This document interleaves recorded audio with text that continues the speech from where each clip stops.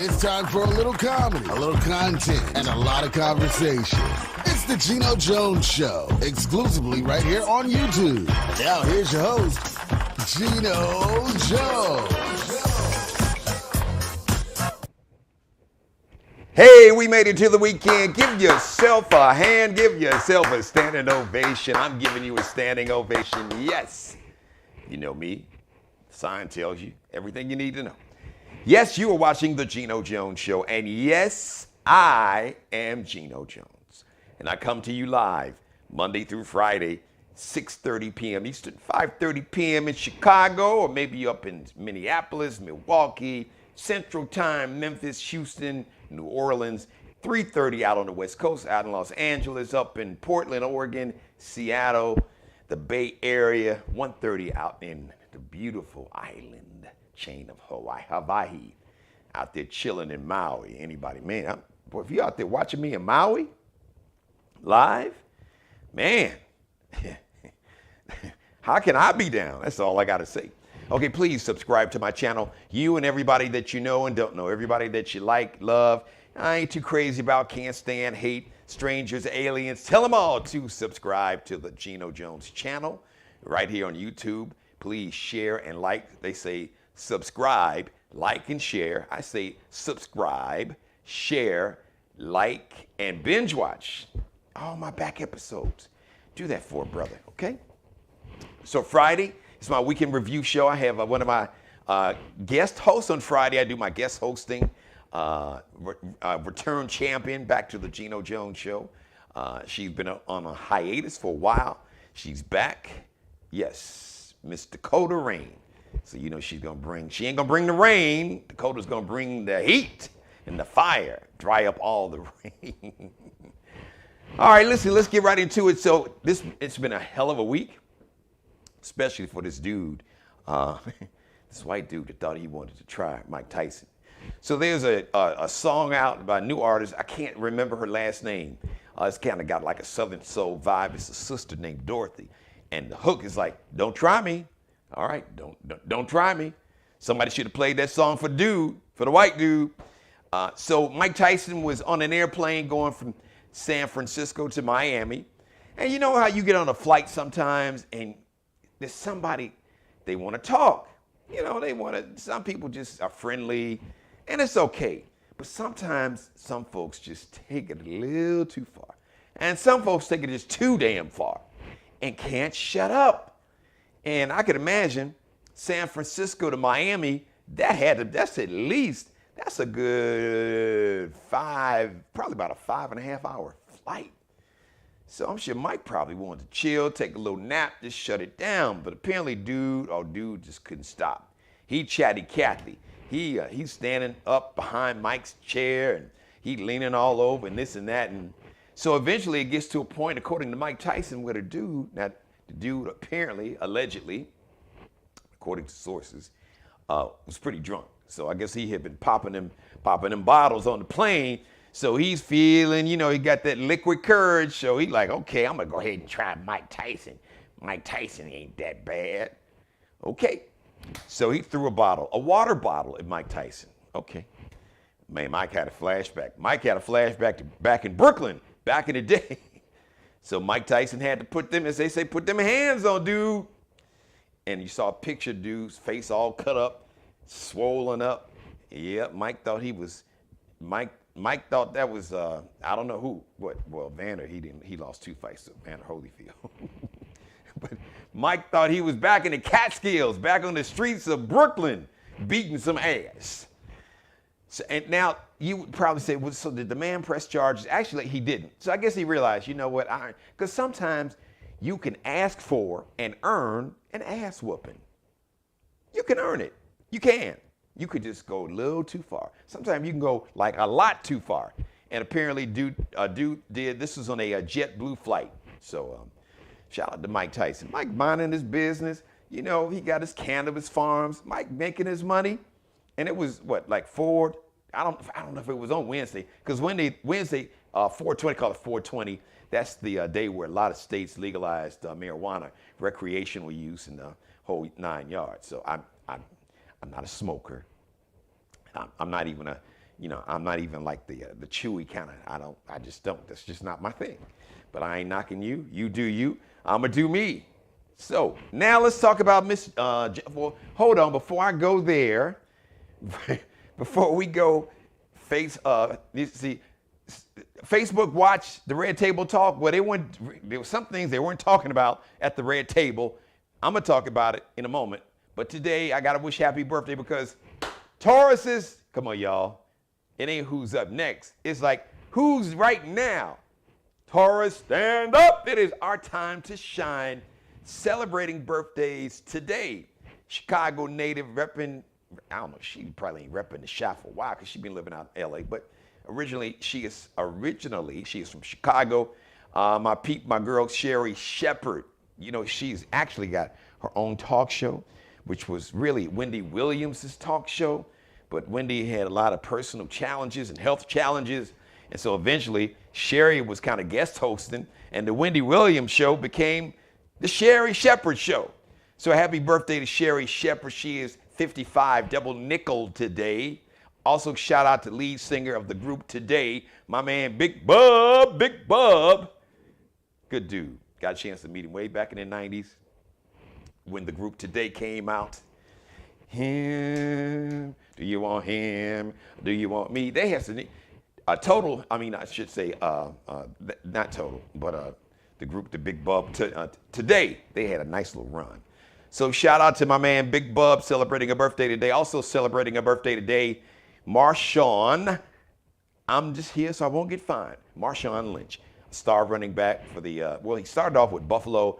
And then, of course, he was a big star with the Seattle Seahawks. Matter of fact, had they given him the ball, the luckiest of all time, that was a Super Bowl at Seattle. And the head coach Pete Carroll, and then at the time, the offensive coordinator Darrell Bevell, they literally gave the Shady Brady one Super Bowl. They just gave it to him. He was standing on the sideline just looking like he was about to cry. He's like, oh, shit, we about to lose. And then it was like, what? An interception on the 1 yard line. They threw the ball. They didn't give it to Marshawn Lynch. I still would like to check the bank records of Pete Carroll and Darrell Bevell. I got a feeling there's some transactions, maybe Brady's got some shell companies. For that call, the dumbest call in Super Bowl history, it had to be a payoff. Pete Carroll somebody got paid on that. And it wasn't Marshawn Lynch, okay? So I'm just saying, Pete Carroll, we need to check your bank records. Maybe, you got some offshore accounts or something, you and Darrell Bevell. I'm saying. Also, tomorrow, celebrating a birthday tomorrow, Judge Maybelline Ephraim. Judge Maybelline Ephraim is going to be 73. So, she started off, she was doing divorce court, and then she got her own show called Judge Maybelline. And Judge Maybelline is one of them sisters that would say, don't try me. Don't try me. That would be my mother. Yeah, because you cross that line, she gonna tell you, and you're gonna get one time, she gonna tell you, she gonna say, look, I'm gonna tell you this one time, don't try me. And if she gotta tell you a second time, you're not gonna like the way she's gonna tell you, okay? She's gonna tell you verbally the first time, but the second time, she'll get your attention. So don't try her. So Judge Maybelline Ephraim, happy birthday, Judge Maybelline. Tomorrow, she'll be 73. Today, like I said, today is Earth Day. April 22nd. Today's theme of Earth Day is invest in our planet. Man, we got to take this thing serious. We really, really do. Oh, my God. And I do a lot better, so I want to thank my daughter, Allie, because she was the one that really got everybody in the house to start recycling and doing the whole 9 yards when she was in middle school. So we only get this one planet. And look, okay, Jeff Bezos and Elon Musk and these billionaires going up in these space rockets, okay, that ain't gonna save your ass. Because if you leave here and you go to Mars, you don't know what's waiting for you. It's probably something there waiting for your ass. They'll be like, no, partner, no, we ain't having your kind. You should have stayed where you were. So, but today is Earth Day, so take it serious, because we only got one planet. Really, we really do. Earth Day. In case you're curious and want to know, Earth Day was first celebrated 1970. So let me bring my guest on. You kind of heard a pre-introduction. She is a return guest host, a returning champion to the Geno Jones Show. She has her own media company and she has a platform, Dakota Rain TV. So let's bring her on TV to the Geno Jones Show. Bring her back, ladies and gentlemen, rocking the curls. Go on, Black Woman Magic, do your thing there. Go on, pimpin', do your thing, girl. That melanin magic on the screen. What's happening, Dakota Rain? How are you? Hey, how are you? Hey, look at it. Hey. Oh, you sassy today. Oh, you fancy. You sassy, huh, girl? Oh, hey. It's Friday, TGIF. Yes, as we call it here. Friday. Yeah. Like, yay, it's Friday. Friday. All right. So what's on your mind? So I kind of did my little weekend review. Tyson had to put them hands on dude. Have you ever been on a flight? I'm sure you have. And this is somebody that, it may have started off friendly, hey, what's your name? What do you do for a living? Blah, blah, blah. But they kept going. And it just got to the point where you just wanted to say, or maybe you felt like you wanted to go Mike Tyson and put them paws on somebody. I was actually trying to think back when you were talking, and fortunately, I have never had anybody sitting next to me. Really? Yes. You mean never ever sat next to you at all? Or No, just never I sat always next to have you and talked to you?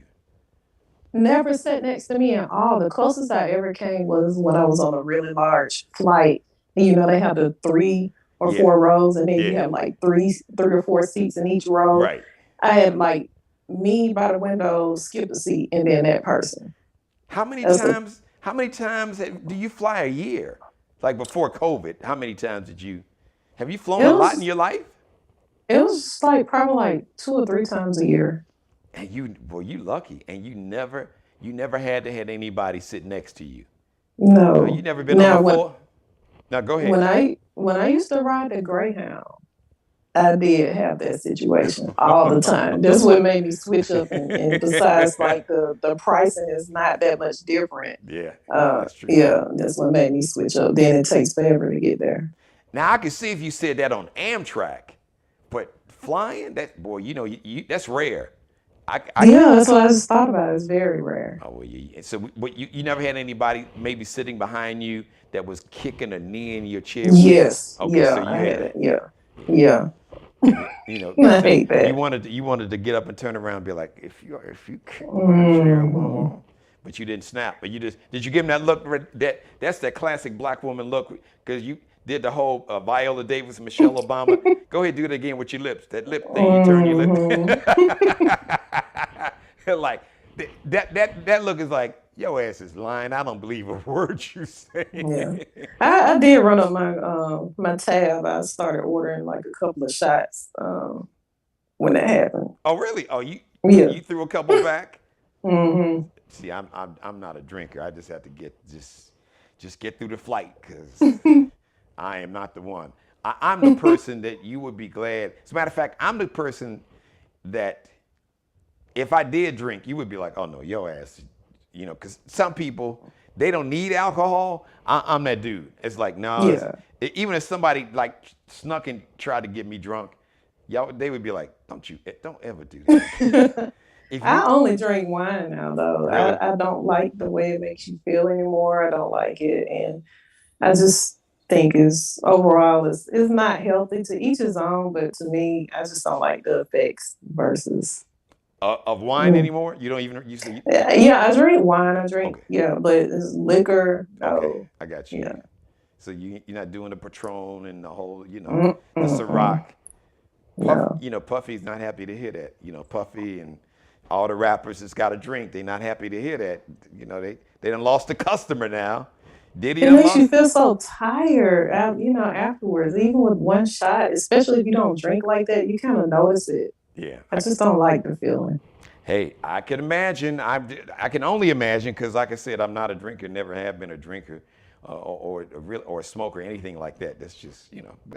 Loud music, fast cars.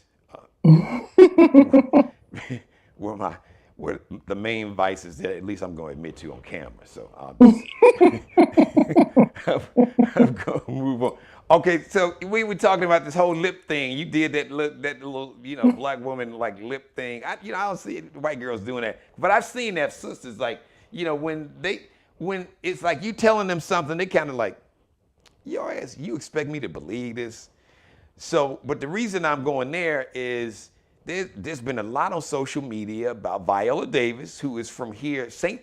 Stephen, South Carolina, which is right up I-26, probably not even maybe about 40 minutes. So there's a special, I forgot on what platform. So they're like, she plays Michelle Obama. So they're like 3 former first ladies. There's somebody playing Eleanor Roosevelt, Franklin Roosevelt's wife. Somebody playing, I believe, Betty Ford, I believe Gerald Ford's wife, and somebody playing Michelle Obama, and that's Viola Davis. Have you seen it yet? No, I didn't. You're telling me something new. I didn't even know. Well, yeah, man, folks and Viola Davis is one of the greatest actresses of our time. Yeah, she is. But they giving her the business. It's like you making her look bad. You making black women. Why are you making those? Because Michelle, if you look at enough video, a lot of us are very expressive with our facial features. I mean, I know I am. And then I talk with my hands too, so that's a whole nother thing. But yeah, she gotten flack from black folks. It's like, yeah, well, why are you making all them faces and twisting your lips up? You're overdoing it. Michelle Obama, then, somebody always gonna have something to complain about. You can't win. But this is a thing that I've been looking at since a lot of us, quote unquote, and I say that, and I really mean that quote unquote, because I feel like you have other races doing the same things. They're not judged as harshly. We got to stop judging ourselves as harshly. Just say, for instance, like I think Cardi B was the first black woman to actually do Playboy that wasn't dogged out about it. It's normal, it's natural when a white girl does it, but when somebody black does it, and since Cardi's already had, I guess, that kind of history with that kind of work in her past, it's not an issue for her to do it. But say if somebody else was to do it, oh, you're degrading yourself. You should represent black women better than that. We're in America. We're all Americans, and that's an American opportunity. Why should someone be judged? But, just like with the facial expressions, why are you carrying her down through there? What's so negative about it? Because somebody she's an actress, and a lot of public speakers, they express themselves through facial expressions or hand gestures. So what's the big deal? You're making black women look bad. So all these people are making these comments. A lot of these things that they're saying is bad is basically they see them as negative. Right. What makes it negative? Right. What makes something ghetto? You see other people doing stuff on the news. It's just as quote unquote ghetto or whatever, but because they're not brown or whatever, it's not ghetto. That has to stop. Right. Which is a whole nother story, because the origin of the word ghetto didn't come from exactly. Actually ghettos were term used to refer to like poor white ethnic neighborhoods. If y'all really want to have that education. But it's Friday, so we're going to have fun on Friday. But, I always like to keep the record straight. But now, let me just go back, because you were talking about, you felt that Cardi, because I didn't even know, I'm dating myself. I ain't seen the Playboy magazine in a while. But I didn't know she did play. When did she do Playboy? I think it might be new. If really? I just was scrolling last night through my stories and Reels. And there's a photographer was doing some behind the scenes stuff. Oh, okay. And he's contracted through Playboy. So he shared some pictures of her. So I don't know if she's doing Playboy or that was just a part of the reel. I got you. But if she hasn't, she should. Yeah. Well, black women have, I think, so what I was going to say, Dakota, is I think some of that is generational. Because I remember what a whole scandal but somebody leaked those photos when Vanessa Williams became Miss America, and then somebody leaked them and Playboy bought them, and you pictures of her. I think it was actually on Penthouse. Oh, that was Penthouse? Okay, well, it was, Yeah. all right, yeah, Yeah. you know, But I think what you it might be right. was, I don't know, Yeah, I think you're right. Playboy probably bought them, but I think she was gonna do Penthouse, but something happened where she didn't sign a release, or, she changed her mind or something like that. And so she didn't do it. But I do remember Penthouse was involved in it. Okay, you're right. You're probably right. So, but I knew it was, like I said, I hadn't seen the magazines in a minute. So, but it was one of them adult girly magazines from back in the day. Yeah. One of the white Which ones. Anyway. which Penthouse is a lot more graphic than Playboy, but I mean, our That was, first lady was a Playboy bunny. oh, Trump. wait, when you said our first lady, you threw me for a loop there. I'm like, wait a minute, hold on, who's she talking about? Trump's wife. Oh, you mean, well, first of all, she ain't our first lady. Well, our former first lady. And she was never my first lady, so I don't know. You can co-sign for her ass if you want to, but I ain't claiming a heifer.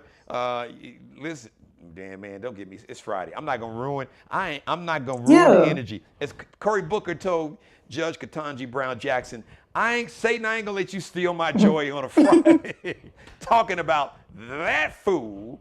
Yeah. Not at all. But it was overlooked, like it was nothing. It's like, hey, it was all of us, because it used to be an esteemed position for white girls. Well, wait a minute. If your husband, who became the president, got elected after saying, "Oh yeah, you can grab women by the P," spell the rest of it, the pussycat, take off the cat on tape. Yeah, you can grab them by and they like it. Can you? I mean, like I said, Satan, you're not gonna steal my joy on a Friday. We not. But I'm like, so if you could get elected to the highest office in the world after saying that kind of stuff and being credibly accused by 26 women of everything from being a peeping Tom, peeping in on teenage girls at your beauty pageant, to being accused of rape by the woman that used to work for the New York Times, E. Jean Carroll. So come on now. So now imagine if Obama had done that. Wouldn't he be called ghetto, which he has been? If he would, wait a minute. He was called that, worse than that. Exactly. And didn't do nothing like that. Him and Michelle and the kids. The whole, so it was cute. I saw Easter picture. Since you went there, it just popped in my head. I don't know if you saw it. And the Obamas were talking about, so they're like empty nesters, kind of like I am. And I guess, so both of the daughters, Malia and Sasha, brought home their boyfriends. So Malia's boyfriend is, so everybody, this will be easy. Now Clifton Davis, but who's Clifton Davis? Pinky. Oh, say something. Oh, this is Pinky. This is Pinky, man. One of my favorite characters of all time. He played the character of Pinky in like Next Friday and Friday After Next. But he's been in a lot of movies. He's really a excellent actor, Clifton Davis. So anyway, his son is a junior, Clifton Davis Jr., is dating. He played college basketball for a minute. So he's like in the film and commercial producing business. So he's dating Malia Obama. And so they had pictures of him and her and the whole 9 yards. And they just talked, the Obamas were talking about how their daughters have grown up and now they're bringing grown men home and the whole nine. I mean, you can come in if you want to. I think this, I'm just venting having 2 daughters. Neither one of them are teenagers. Now, one is married now, been married 4 years, June 30th, and then Allie is 20. So that whole. Yeah, especially in the beginning. It's so not fun. Yeah, that whole dating thing. There was a bad experience. All right, quick story. So so when Boogie started dating, I kind of got wind of it about 6, 7 months later. So like Damaris and my mother had, I still say to this day, and I know my mother's watching, they conspired against me to not let me know that. So Damaris, my mother, and his kids' parents had like this summit meeting and discussed how this arrangement was gonna be, and that they would, if they would be at each other's house, somebody would always be home, and the parents would always know about it. And so I find out, I come home one day and, Boogie's on the couch and this dude is on like, I'm like, who's this and what are we doing? And then I was like, well, we didn't tell you. Would you let her date? So the whole thing was 16. I thought 16 was like, I wasn't trying to have it. But then if I had my way, I wouldn't want him to be dating. Boogie's grown in 30s. I wouldn't want her to date now. But that's just me. That's my issues. But they was like, well, you don't want to sneak it around. So this was a big source of controversy, and it's very contentious in the house. Now I don't know. So at what age did your family approve of you dating, or maybe they didn't? You just kind of did it on your own. I kind of did it, and unfortunately, I was one of those Oh, kids you was that sneaky. I was no, I was really responsible when it came to guys. I had this whole plan, but what having to sneak around, it does create problems. You're not able to monitor the type and maybe make comments on the type of guy. Hey, this is that kind of guy, or this is this kind of guy. Don't put too much stock in him, or you handle him like this. That takes a lot of that away from it. So I don't think with girls, I don't think that's good.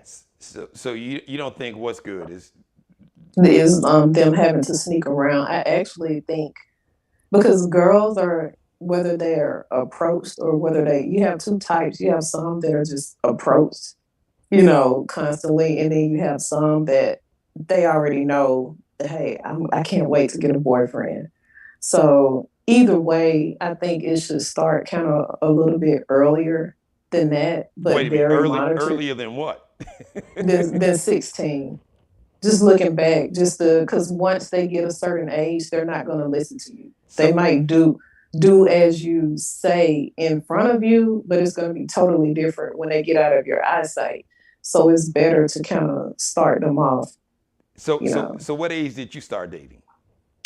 Uh, I would say formally, probably maybe 16ish, going into 17. And how did your dad Um, handle it?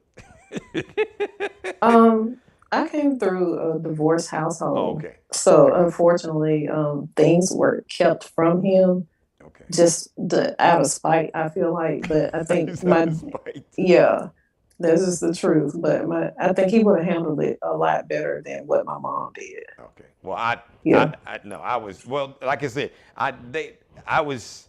By the time I got wind of it, it was too late. I couldn't. I was like, okay, but I was like, my own mother. But it's like you sound just like them. I was like, No, so is there a no, because script? I don't think that's cool. I think all parents should be involved because you have different perspectives. I think a man's perspective as a role model really should be included when Well, a girl starts dating. but you know what? I got to be honest though, Dakota. They were right. They were like, Yeah. if we would have told you, would you have let her date it? And I was like, no. They were like, that's why we didn't tell you.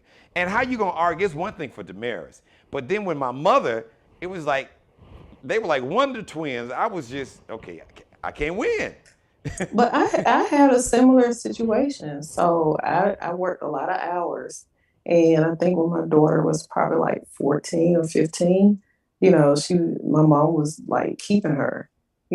I would drop her off over there. And I found out the hard way, like you, I came home from work early one day. It's like, hey, let's go so we can go to the mall. And then she's meeting up with her little friend there, or either my baby sister would pretend like they were going to the mall or something and would take her to meet somebody because they felt like I was being too harsh. Oh, well, see, no, Yeah. I had to give them credit. It worked because they had a way of supervising it. So and Yeah. and they were right because I would have been like, no, I still hell to this day I'd be like, no, Dad, I'm 30. I don't Yeah. care. You're still too young to. Mine did not work. Not that first relationship. The second one, it was better because she was like, "Oh, you're so old fashioned." So she pretty much threw everything I taught her out the window. But my thing was this: it didn't work either time. But I was trying to get them to see, if you start dating, you don't need to be in a relationship. You need to keep it as a friendship thing. Hey, we're not exclusive. We can go hang out. We can go do this, but I'm not your girlfriend. I'm not committed to you because I think people are too young for that. Up until a certain age in their 20s, my thing is have fun. Do you get to know different people, know how it is to interact, don't get too attached. And what she did was she let their first boyfriend get her too attached, and she was also in love. And pretty much, to make a long story short, when it was over, because I saw it from a long shot, I was like, he's too attached, he's abusive. And that's what I had to end up calling the police and, letting his mom and his grandma know he will not see any of those scholarships. Keep him away, change his number, take his phone, whatever you got to do. But instead of walking across the stage, graduating, he's going to be in prison walking across the yard. I'm not playing. Yeah. Woo, Dakota Rain. I like that. That's my guess what I'm talking about. But see, I probably wouldn't have had a conversation with them. I may have had to just with him and been like, hey, listen. No, I told him just like I told my son-in-law. He asked me right here in the room I'm standing in, before it was a TV studio, it was a media room. And he basically cornered me and asked me for her hand, which I do respect. But I said, okay, since we having this conversation, I basically told him, listen, if things go sideways and you don't want her, I'll come and get her. I said, but understand, don't put your hands on her. I witnessed my mother being a victim of domestic violence. I attacked a grown man when I was 4 years old. She was pregnant with my baby sister. So, and please understand, I said, I will die for my daughters. I'm not threatening you. Since you asked me, you were man enough to ask me for her hand. So I just want to look in you in your eyes, and I'm telling you what I expect and require. And this is the only time that we are having this conversation, and it has been the only time. And I told him, I will never have this conversation with you again. But if something happens and there's a problem, this conversation it's gonna flash back, but I'm not having it again. So I was just real, and he, to his credit, Jonathan, he's a great young man, son-in-law, but and I told him to his face. He was looking at me like, really? I said, listen, really, any dad really is to me worth his salt that loves his daughters. There's a part of him, a major part of you. You don't feel any man is good enough for your daughter. Period. I said, dude, it ain't got nothing to do with you personally. It's just you. I don't think anybody's good enough for her. Any man's good enough for her. And that's the right speech to have, because somebody that's potentially abusive, if there's strong men around, they're not going to pursue that. Because I think a lot of abuse happens is isolation is one of the beginning stages. It is. Yes. Absolutely. So somebody might think, hey, that's too much, but no, it's actually a not, because abuse happens a lot more than what people think. It's just not reported as much. Listen, I know Portland, Oregon is a long way from here, but listen, that 4.5, 5 hour flight will go like that, because you won't even know I'm there. Trust me, I am that dude, and I'm not gonna talk. It ain't gonna be just think about Denzel Washington's character in The Equalizer, Robert McCall. That would be me. Ain't gonna be no conversation, no words, no threat, no. As a matter of fact, I'm not gonna say anything, which I tell people is a problem. I said, when I stop talking is when you need to worry. But I digress. So much for my therapy on camera here, talking about my daughter's dating. All right, speaking of, well, she's a daughter too. So, your girl Jada Pinkett Smith, she does a show called Red Table Talk on Facebook Watch. They carry this show live. So it came back, the new season of Red Table Talk. Well, it was a whole lot of talking on the red table, but there was one thing they didn't talk about. You can imagine what that was. Oh, we ain't talking about Will Smith. She had like a cue card, like a written statement, literally, that she, at the beginning of the show, she read and was talking about, considering all this happened in the last few weeks, The Smith family has been focused on deep healing, and some of the discoveries around this healing will be shared at the table when time calls. In essence, I ain't ready to talk about this. Don't ask me, because I ain't telling you nothing. And don't be asking me about my entanglement with August Alsina, who supposedly got a new song and supposedly some lyrics where he still sprung about Jada. I heard that, but I've been looking for it. I haven't been able to find it, so I don't know if it's a cease and desist on it or what. But He it may ain't. have, listen, he may have put his own cease and desist after seeing Chris Rock get the taste slapped out of his mouth. Chris still can't hear in one ear. But Chris, look, all jokes aside, man, Chris is first of all, he's a really better man than me, but I give him credit. I don't think people realize how ugly, I mean, that could have been like catastrophic. People don't realize how sideways that thing could have got, Dakota. That's most definitely a hard thing to do, not to react when somebody hits you. But I do think that Will kind of slapped him so hard he thought twice. Even though everybody focused on him balling up his fist and all that, they focused in on that in the picture. And he rocked back. He did take one step forward, and then he kind of he was like this. He like went forward and then went back, and then he put his hands behind his back and was like trying to compose himself. But and I said this before, do you know how sideways that could have got? Mm-hmm. So just imagine, because Will thought he was John Wayne or some damn body. So he walked up there, he sashayed up there, and Chris was laughing. Chris leaned into the slap.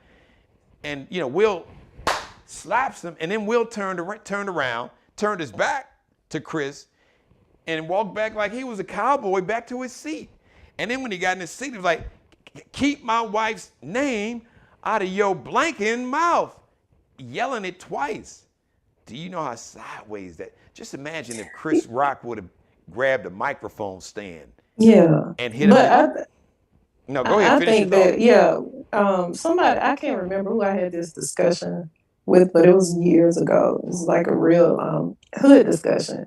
So, yeah, because we were talking about slaps versus punches. Okay, so I was going to say, could you define for the white viewers, what is a hood discussion?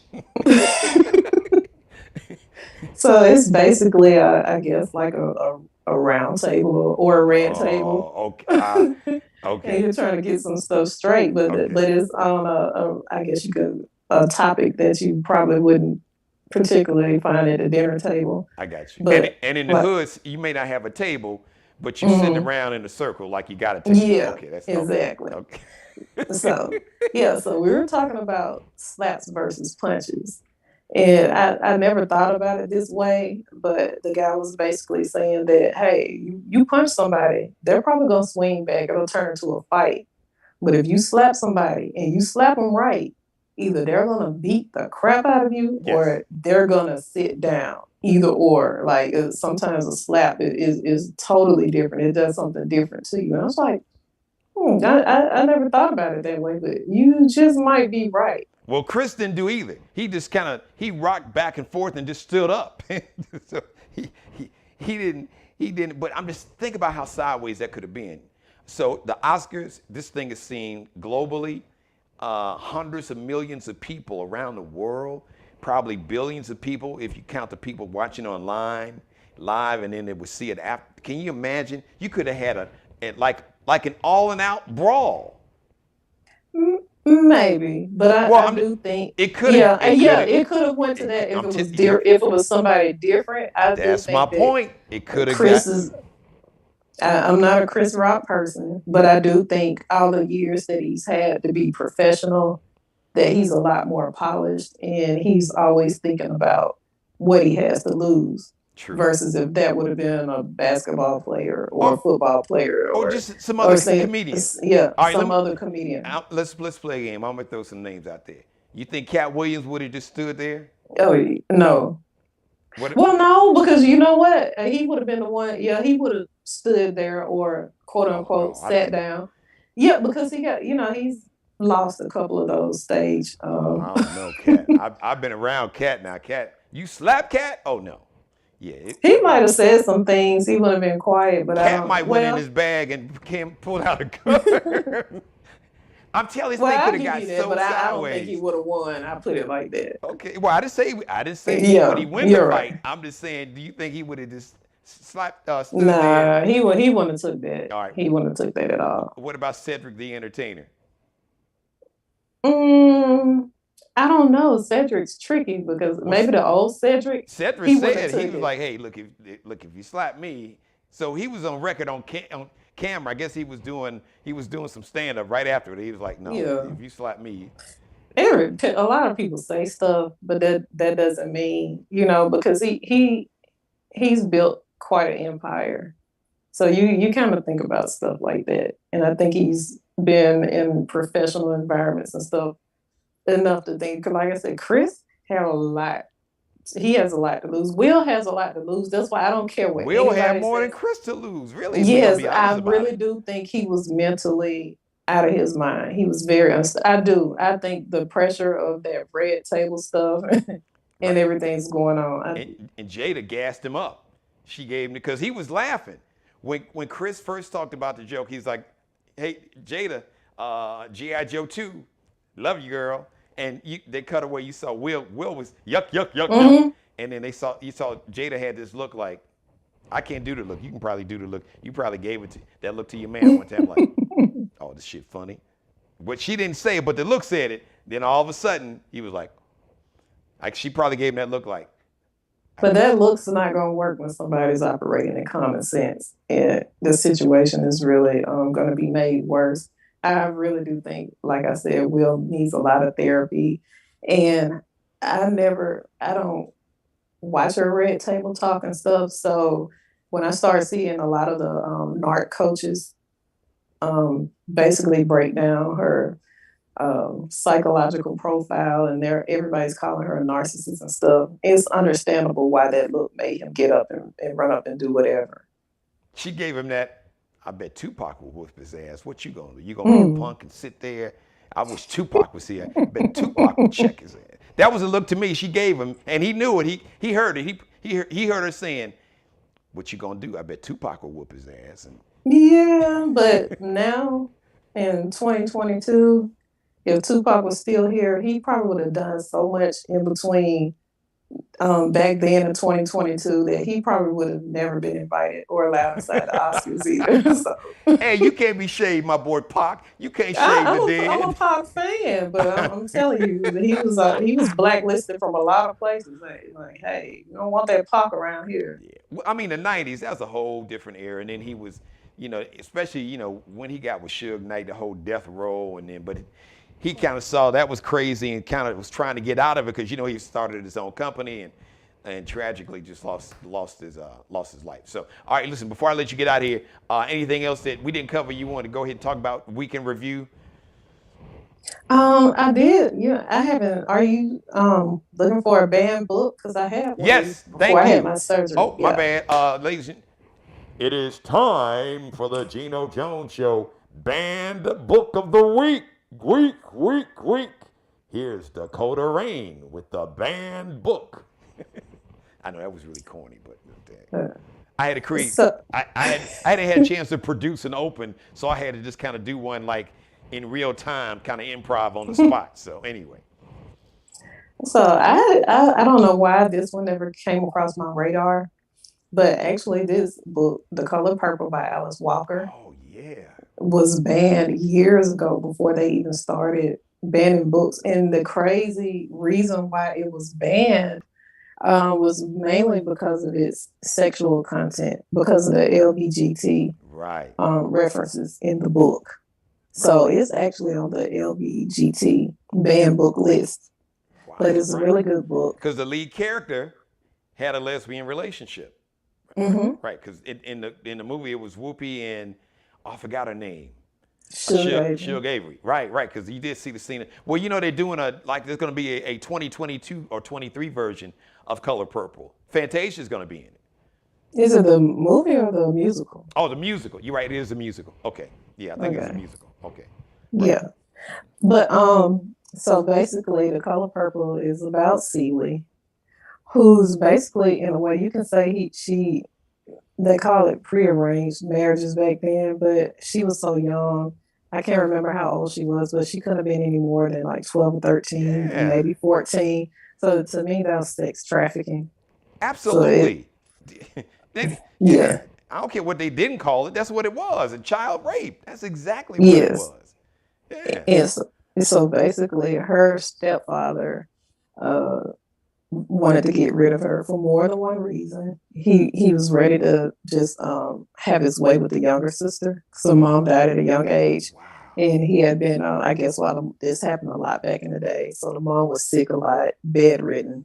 So he was basically the father of her children. So it's got like it talks about rape, child abuse, and all that. Mm. So he basically gives her children away to some missionaries that can't have kids. He Wow. sells her Mm. to this character called Mister, that's played by Danny Glover, Yeah, I see this who, on the movie. Yeah.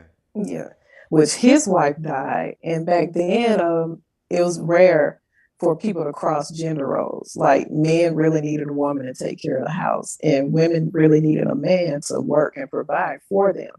So she was sold off to Mister, and she goes and she's crying. She doesn't want to leave her sister because she's still a child. They're still literally playing patty cake games Yes. in the movie.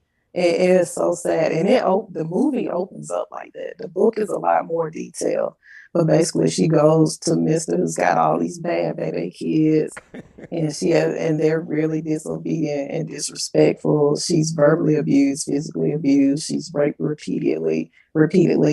Um, and the kids don't even respect her because she's one, I think, because she's so young. Yeah. She's a child, but she has to get this whole raggedy, dirty house in order.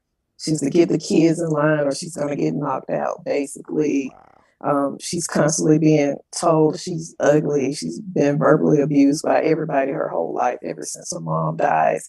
And it's just basically about her finding herself, exploring her sexuality, and learning to be independent. I think eventually she starts her own business because she has so many skills with her hands, because she's even getting the field straight. Mister is so sorry. His farm is just towed up. He was So sorry in the movie. You're right. yeah. I never So read the she book though. So you're sharing some new things for me. I'm learning. I yeah. had no idea. Yeah. So in the book, it was a full-fledged relationship. He was also a drunk, and he would leave and he would go to the neighborhood juke joint, which is another word for a bootleg club or whatever, an underground club, whatever you want to call it. And so Suge Avery was his mistress. She was also a blues singer, and she would come in town sometimes because she's basically disowned by her father for being a blues singer.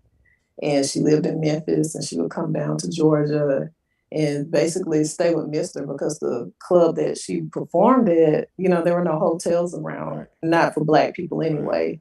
So she basically used him for a place to stay. They used to be a flame back in the day, but basically, this was coming to when the mistress came in town or came around, she would actually be a house guest. But it backfired on him because this is so 2020-ish. Yeah. They began having a full-fledged affair behind Mister's back, and not really behind his back because he stayed passed out drunk so much. But yeah, so eventually they fall in love with each other, but Suge leaves in and out of town. She eventually gets engaged because she doesn't really want to take care of herself and she's irresponsible. So she gets married and she comes back with her husband. Silly leaves and goes on the road with them, and she basically gets herself together. But she comes back um, when the stepdad dies and finds out that the other reason he was getting rid of her because her mom left her everything, the house, the farm, everything. So now she's got the money to start her business, which she starts a tailor business. And she also, she's before her time, she sews pants, and she said she makes pants for men and women. And so she's doing good with that. She eventually finds her kids who have been raised in Africa. She gets her kids back after they're grown. They meet each other and they build their relationship. the sister actually ends up in Africa with the same missionary group because she had to run away from the stepfather. And so they were raised with family, and everybody's just back on their land that was rightfully theirs and together again. And this, no, go ahead. Go finish your thought. Go ahead. Yeah, she does have some problems with immigration. Mr. does, and eventually kind of gets a little humanity in him, and he helps. She didn't even know he helped, but he helps her get her kids back to America. And there's a happy ending, the movie and the book. That's a hell of a review. Come on, y'all need y'all to give it up for Dakota Rain. I didn't know it was gonna be that good. Man, you broke it. Man, you should have a special Cisco. This is old school. I'm dating myself, but there was a syndicated like movie show where they were movie critics. Siskel and Ebert. Actually, I was in college. Gene Siskel in Chicago. He was this big movie critic for the Chicago Tribune and on the local CBS station, TV station. Him and this guy named, and both of them, they have passed on. God rest their soul, Roger Ebert.